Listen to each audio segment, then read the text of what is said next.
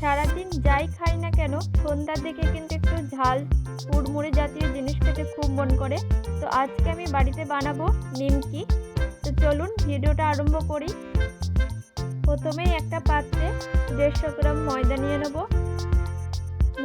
1 চামচ ঘি আর দেব স্বাদ মতো লবণ। ভালো করে হাত দিয়ে ময়াম দিয়ে নেব। হাতে মুঠো করে দেখে নেব ময়াম দেওয়া হয়েছে কিনা। দেখুন আমার হাতে মুঠো করা হচ্ছে। এবার অল্প অল্প জল দিয়ে একটা ডো তৈরি করে নেব। ময়দাটা আমার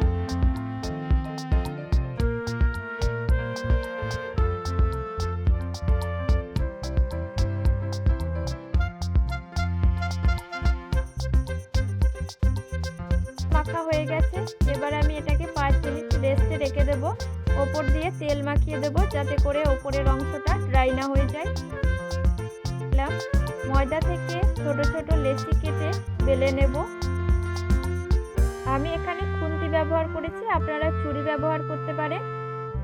প্রথমেই অল্প গ্যাপ দিয়ে লম্বালম্বিভাবে কেটে নেব। এবার বেশি গ্যাপ দিয়ে আড়াআড়ি করে কেটে নেব এবং নিমকির শেপ দিয়ে নেব। নিমকিগুলো আমার তৈরি করা হয়ে গেছে। এবার একটা কড়াইয়ে তেল গরম করতে দেব। তেলটা ভালো হয়ে গরম হয়ে গেলে দিয়ে দেবো নিমকিগুলো এবং সময় নিয়ে উল্টে পাল্টে লাল লাল করে ভেজে নেব।